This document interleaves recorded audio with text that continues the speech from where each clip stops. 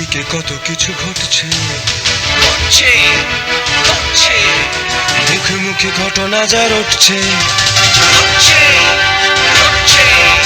আড়ালে প্রকাশ্যে যা বলছে, তাই নিয়ে ক্যামেরা চলছে, ক্যামেরা চলছে, ক্যামেরা চলছে, ক্যামেরা চলছে। মাছে ভাতে বাঙালি এ কেবল কোনো প্রবাদ নয়, এ এক চিরন্তন সত্য। বাঙালির আহার ফুরোয় না এক টুকরো মাছ ছাড়া, কিন্তু বাজারের থলিতে যে চকচকে মাছটা আমরা হাসি মুখে বাড়ি নিয়ে আসি, তার পেছনের গল্পে লুকিয়ে থাকে চরম জীবন সংগ্রাম, নোনা জলে টিকে থাকার এক অবিশ্বাস্য লড়াই। সুন্দরবনের জিপ্লট এবং তার পার্শ্ববর্তী অঞ্চলে বর্ষা মানেই এই এলাকার জেলে ও মাঝিদের কাছে নতুন করে জাল বোনা আর সমুদ্রে পাড়ি দেওয়ার প্রস্তুতি শুরু হয়ে যায়। স্থানীয় মাছ বিক্রেতা দীপক গিরি বললেন, সমস্ত ধরনের মাছ পাওয়া যায়, তবে মাছগুলো বেশিরভাগটা আমাদের ডায়মন্ড চলে যায়। বড় যে ট্রলারগুলো ফিশিং করে ওইগুলো মাছ সব ডায়মন্ড চলে যায়, কাকদ্বীপ নামখানা চলে যায়। আর এখানে ছোট ছোট নৌকোগুলো যেগুলো ফিশিং করে বা ধারে যেগুলো জাল টাল মারে ওরা আমাদের মাছটাই দেয়। এখানে ইলিশ, কমপ্লেট, ভেটকি, পাবদা সব রকম মাছই থাকে। ঘেরির মাছও পাওয়া যায়, পোনা, পার্শে মাছ, ভেটকি মাছ, বাগদা, চিংড়ি সবই পাওয়া যায়। মাছ ধরার মূল মরশুম শুরু হয় পয়লা আষাঢ় থেকে। তার আগে সমস্ত এলাকা জুড়ে ব্যস্ততা এখন তুঙ্গে। একসময় যারা ছোট নৌকায় নদীতে মাছ ধরতেন, সময়ের সাথে সাথে বড় বড় ট্রলারে করে তাঁরা পাড়ি দেন গভীর সমুদ্রে।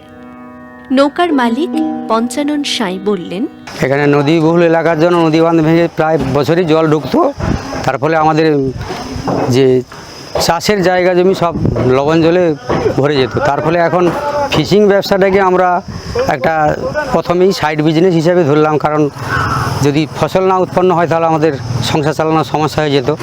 সেইভাবেই ফিশিংটা অপরের নৌকায় আমরা প্রথমে ফিশিংয়ে যেতাম। সেই ফিশিং করতে করতে একটা সময় আমরা ওই নৌকো তৈরি করলাম, ব্যক্তিগত উদ্যোগে তৈরি করলাম, এবং ওই নৌকো থেকে আমরা প্রথমে একসময় আমরা ফিশিংও করেছি নদীতে গিয়ে।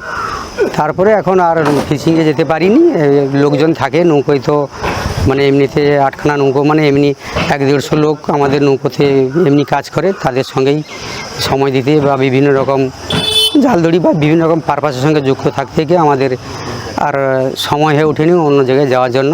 এই নৌকোর ব্যবসা নিয়েই থাকতে হয়। সরকারি নিয়ম থেকে এই জুন মাসের 15 তারিখ থেকে ফিশিংটা শুরু হয়। আগে তো আমাদের 8 মাস ফিশিং হতো, এখন সেইটা নদীতে শীতের সময়টা প্রায় মাছ থাকে না, মানে দুর্গাপূজার পরে প্রায় মাছ থাকে না বলে ওই দুর্গাপূজা অবধি ফিশিংটা একটা ভালো হয়। এখানে মাছ নদীতে অনেক কিছু পড়ে, কিন্তু মেন ইলিশ মাছটার ব্যবসার উপরে নির্ভর করে ফিশিংটা বেশটা দাঁড়ায়। না হলে ইলিশ মাছ না ধরতে পারলে ব্যবসা দাঁড়াবে না এবং খরচটা আসবে না। সরকারের কাছে একটা আবেদন রাখবো, কারণ আমাদের এই যে বোটগুলো আমরা যখন রিপেয়ারিং করি আমাদের লোকাল থেকে ঋণ নিতে হয়, ওই ঋণটা যদি সরকারি কিছু লোন পেতাম আমরা, তাহলে আমাদের লোকাল থেকে এই বেশি সুদে লোনটা করতে হতো না। আশা করব এইটা যদি সরকার কিছু উদ্যোগ নেয় তাহলে আমরা লোনটা থেকে অনেকটা রেহাই পাই। প্রত্যেক ট্রলারই তো লোকেদের মধ্যে ইন্স্যুরেন্স করতে হয় এবং এটা নিজস্ব উদ্যোগে। সরকারিভাবে আমাদের প্রত্যেকটা ট্রলারে এবছর ওই জিপিএস সিস্টেম, একটা জিপিএস ট্র্যাকিং একটা যন্ত্র লাগিয়েছে, যাতে কোনো জঙ্গলে ফঙ্গলে বা ঝড়ে ফড়ে পড়লে সংকেত, ওদের একটা সিস্টেম দেওয়া আছে, ওই সংকেতটা মাঝি দিতে হবে, দিলে ওই পাঠালে সংকেতটা চলে যাবে হেড অফিসে। ওখান থেকে রেস্কিউ টিম এসে ওইটা ট্রলারটাকে একটু রেস্কিউ করবে আর কি। এই সিস্টেমটা এবছর লাগিয়েছে। সমুদ্রে যাওয়ার প্রস্তুতি সহজ নয়। 8 থেকে 10 দিনের লম্বা ট্রিপের জন্য মূল দ্বীপ থেকে ঘন্টার পর ঘন্টা পথ পেরিয়ে গভীর সমুদ্রে পৌঁছান জেলেরা।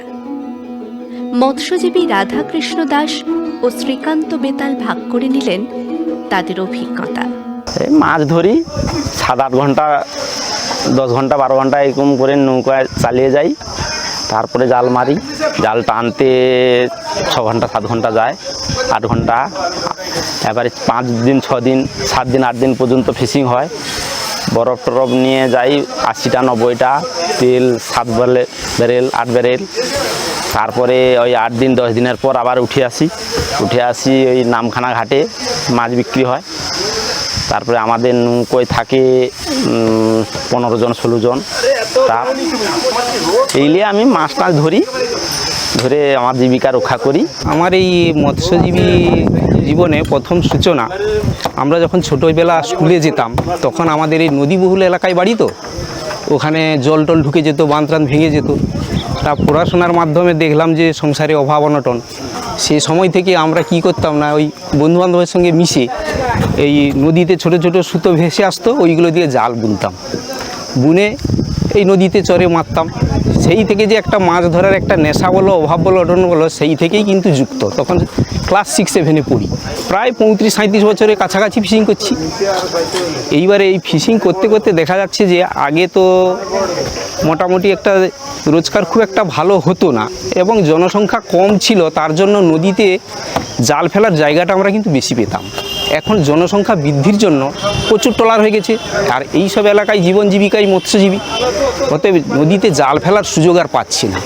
এই জন্য সবাই মৎস্যজীবীরা দেখা যাচ্ছে যে ভালো খুব একটা সাকসেসফুল হতে পারছে না, যেটা সংসারে প্রয়োজন সেটা পাচ্ছে না, তাদের সংসার প্রতিপালন করতে পারছে না। ওই জন্য দেখা যাচ্ছে আরও গভীর সমুদ্রে যেতে হচ্ছে এবং সেখানে জীবনের রিস্ক অনেক হয়ে যাচ্ছে। এইভাবে এবার ঝড় ঝাপটা তুফান সব সঙ্গে নিয়েই যেতে হয়। এবারে আমরা যখন ফিশিংয়ে যাই তখন দেখা যাচ্ছে যে মাঝি তার ট্রলার চালাচ্ছে, আমরা এবার দেখা যাচ্ছে হয়তো একটু বিশ্রাম পাচ্ছি। এবার যখন জালটা ছাড়ছে মাঝি, ছাড়ার পরে আবার জালটা তুলতে হবে, নদীর মধ্যে প্রচণ্ড তুফান, এবারে শরীরের টালও ধরে থাকতে হবে এবং খাওয়া দাওয়া বলুন যাই বলুন সবসময় কিন্তু রোলিং চলছে। আমরা যে স্থিরভাবে ওখানে থাকছি তা তো নয়, সেই শরীরের মধ্যে ব্যালেন্সটাকে ঠিক রেখে সব কিছু কাজ করতে হচ্ছে। এবার জাল টানা হলো, আমরা মাছ যতটুকু হলো সব বরফ টরফ দিয়ে আবার ধরুন দেখা গেল যে আমরা একটু বিশ্রাম নিচ্ছি, কি আবার মাঝি প্রস্তুত নিচ্ছে জাল ফেলবে, আবার আমাদের প্রস্তুত হতে হচ্ছে। এভাবে করে মোটামুটি চলে। আমাদের এক সময় সরকারি স্কিম থেকে ট্রলার দেওয়া হয়েছিল, সেই ট্রলারের মধ্যে আমরা এই তুফানের জন্য, ওয়েদার খারাপের জন্য আমরা একটা এই খালের মধ্যে এসেছিলাম। সেই খালের মধ্যে দেখা গেছে যে ওই ট্রলারের ওপর থেকেই বাঘ একটা লোক নিয়ে চলে গেছে, নিয়ে যেতে পারেনি অবশ্যই, আমরা তাকে ধরাধরি করে টানাটানি করে, বাঘ একদিকে টানছি আমরা একদিকে টানছি, এভাবে লড়াই করে তাকে কিন্তু আমরা এই বাড়ির ঘাটে এনেছি। এই রকম সব বিভিন্ন রকম মানে ঘাত প্রতিঘাতের মধ্যে আমরা যে জীবন জীবিকার জন্য বাইরে যাই, ফিরে আসবো কিনা ঠিক নেই, যে কোনো সময় অ্যাক্সিডেন্ট হতে পারে এবং কত হয়েও গেছি। মাঝ সমুদ্রে নেই কোনো মোবাইল নেটওয়ার্ক, সভ্যতা থেকে পুরোপুরি বিচ্ছিন্ন হয়ে যায় ট্রলারগুলো। বিপদের সময় যোগাযোগের ভরসা বলতে স্থানীয় উদ্যোগে তৈরি ওয়্যারলেস ব্যবস্থা। এই সিগন্যাল ব্যবস্থা নিয়ে সুদর্শন সাঁই বললেন, এইটা টাওয়ারটা আমাদের আগে লাগানো আছে, এই টাওয়ার থেকে আমি এইটা কানেক্ট করলাম, ওয়্যারলেসের সঙ্গে কানেক্ট করলাম। টাওয়ার না হলে তো ধরবে না, এই টাওয়ারটা আমি কানেক্ট করলাম, এই সেটটা চালু করলাম, সেই এই অফ আবার এই অন। এবার এতে 200 চ্যানেল আছে, 200 চ্যানেল থাকে। এবার 200 চ্যানেলে বিভিন্ন ট্রলার থাকে, বিভিন্ন চ্যানেল থাকতে পারে এবং জাহাজও থাকে এই চ্যানেলে। এবার আমাদের খুঁজে দেখতে হবে, সম্ভবত আমাদের ফিশিং বোটগুলো একটা ম্যাক্সিমাম চ্যানেলে থাকে। ধরো বমলার ফিশিংয়ের জন্য একটা চ্যানেল থাকে, ভাসানির জন্য একটা চ্যানেল থাকে, যারা বেন্দি জাল ব্যবহার করে তাদের জন্য একটা চ্যানেল থাকে এবং টলনেট যারা ফিশিং করে তাদের একটা চ্যানেল থাকে। ম্যাক্সিমাম ওই চ্যানেলটা ওরা থাকার চেষ্টা করে পরস্পরের যোগাযোগের সুবিধার জন্য। প্রাকৃতিক বিপর্যয় হয় না, ওয়্যারলেসে সবার সঙ্গে যোগাযোগ করা যায়, কিংবা কাছাকাছি যারা উপকূলের কাছাকাছি যারা থাকে তাদের সাথে কারো যদি ফিশিং পার্টির সাথে যদি আমাদের ধরা যায়, কল ধরে কথা বলা যায়, তা ওদেরকে বলে দিলাম যে তোমরা এই চ্যানেলে গিয়ে সবাইকে বলে দাও। গভীর দূষণের কারণে সমুদ্র থেকে অনেক মাছ আজ প্রায় বিলুপ্ত। অন্যদিকে পাল্লা দিয়ে বেড়েছে খরচের পাহাড়। জীবিকার তাগিদে বাধ্য হয়ে এই পেশায় জড়িয়ে আছেন হাজার হাজার মানুষ।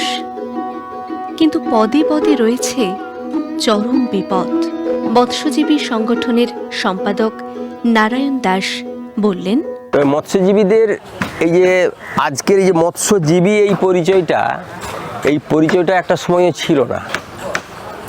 তখন এই জেলে এরা জঙ্গলে দস্যুবৃত্তি করে, এরা নদীতে দস্যুবৃত্তি করে, এ ধরনেরই গভর্নমেন্টের যারা আমলা তাদের দিক থেকে এরকম যে যখন কথাগুলো ভাসিয়ে দেওয়া হতো, আমাদের যারা সত্যিকারের যে মানে জনপ্রতিনিধি হিসেবে যাদের অনুসন্ধান করবার কথা ছিল, তারাও কিন্তু সেই আমলাদের সেই কথাতেই ভেসে গিয়েছেন। ফলে তার বিরুদ্ধে একটা আত্মপরিচয় দেওয়ার মতো জায়গায় এনেছে এই south Sundarban fisherman and fish workers union.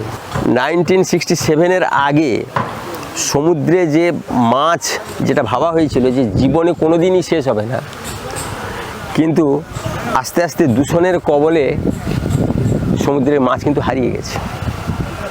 আজকের বেশ কিছু প্রজাতি একেবারে পাওয়াই যায় না। লাল ভোলা বলে আমাদের জেলেদের একটা মাছ বিক্রি হতো, সেই লাল ভোলা এখন পাওয়া যায় না। চন্দনা, যেটা আমরা মুখ্যত ওই সেপ্টেম্বর, অক্টোবর, নভেম্বর এই সময়ে জেলেদের জালে ধরা পড়তো, সে এখন পাওয়া যায় না। এখন 8 মাস ফিশিংয়ের নির্ধারিত সময় থাকলেও 3 মাস 3.5 মাসের বেশি ফিশিং হচ্ছে না। এখন একটা ওই বোমলা মাছ বলে একটা ফিশিং হচ্ছে, নরম কাঁটাযুক্ত একটা মাছ। সেই মাছটা ওই যত মানে ফুল পিরিয়ডটা হচ্ছে ঠিকই, কিন্তু আগের মতো আর ধরা পড়ছে না, পরপর কমছে, সেক্ষেত্রেও সংকট দেখা দিয়েছে। ফলে অদূর ভবিষ্যতে এই সমুদ্র অন্যান্য সমস্ত ক্ষেত্রের মতো যদি একবার পুরোপুরি বন্ধ হয়ে যায়, তার আশ্চর্য হওয়ার কিছু নেই।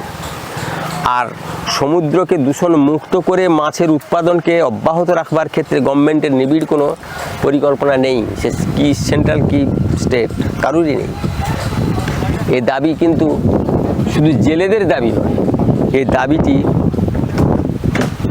এদেশের জাতীয় দাবি হিসেবেই উঠে আসা উচিত। কেননা সামুদ্রিক উৎপাদন তো একটা সম্পদ, তাহলে সেই সম্পদকে এইভাবে নষ্ট হতে দেওয়া চলে না। দ্বিতীয় বিষয় হচ্ছে যে সামুদ্রিক সম্পদ আহরণের ক্ষেত্রে যারা এসেনশিয়াল অর্থাৎ মৎস্যজীবীরা, এই মৎস্যজীবীদের স্বার্থ রক্ষার ক্ষেত্রে গভর্নমেন্টকে অত্যন্ত ইতিবাচক ভূমিকা নিতে হবে। যে দাবি আমরা 88 সাল থেকে করে এসেছি যে অন্যান্য ক্ষেত্রে গভর্নমেন্টের শিল্পক্ষেত্রে ভর্তুকি দেওয়া হয়, তাহলে এই এই শিল্পের সঙ্গে বিধভাবে বহু মানুষের, প্রত্যক্ষ মৎস্যজীবী যদি 1000 হয়, এর সঙ্গে পরোক্ষভাবে আরও 4 থেকে 5000 মানুষের সংযুক্তি থাকে। ফলে একে শিল্পের মর্যাদা দেওয়া যায়। তাই শিল্পের মর্যাদা দিয়ে তার যথাযথ যত্ন যদি গভর্নমেন্ট না নেয়, তাহলে অদূর ভবিষ্যতে এই প্রকল্প বন্ধ হয়ে যেতে পারে, এই জায়গাটি মানুষের হাতছাড়া হয়ে যাবে। তবুও থেমে নেই জি প্লটের মাঝিরা। চরম অর্থনৈতিক সংকট, প্রাকৃতিক দুর্যোগের ভয় এবং জীবনের ঝুঁকি নিয়ে তারা বারবার ফিরে যান সেই উত্তাল সমুদ্রে। কারণ ওই নোনা জলই যে তাঁদের পেট চালায়। সুন্দরবনের জেলেদের এই লড়াই শুধু মাছ ধরার নয়, এ লড়াই অস্তিত্ব টিকিয়ে রাখার।